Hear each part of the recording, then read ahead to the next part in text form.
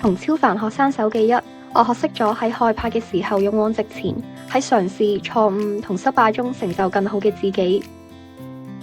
透過超凡學生手記1，得到一啲學習嘅小錦囊，讓我喺學習嘅路上可以減少啲迷茫，多一盞照明道路嘅油燈。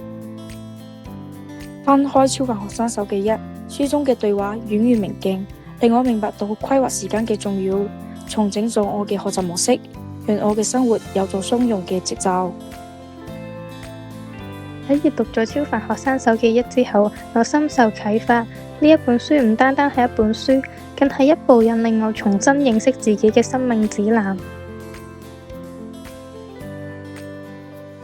超凡學生手記1和2讓我理解了成長的意義。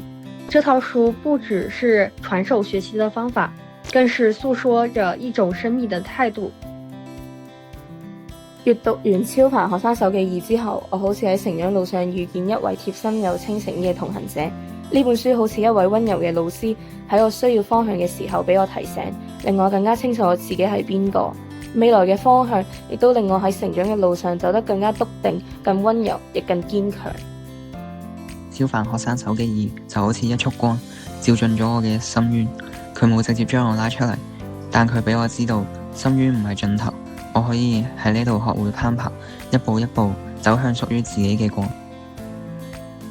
超凡學生手記2令到一個自卑嘅小朋友開始相信自己值得被看見，值得被愛，值得好好咁樣活下去。閱讀完超凡學生手記3，我有很深刻嘅印象。書中故事就好似睇到自己過去嘅經歷，亦喺呢個時候對生命有咗真正嘅改變。回首初中3年嘅時光，我嘅每一步蛻變同成長都離唔開呢3本超凡學生手記嘅陪伴同埋指導。佢唔單止教識我高效學習、友善待人，更加俾我學識認同自己、樹立自信。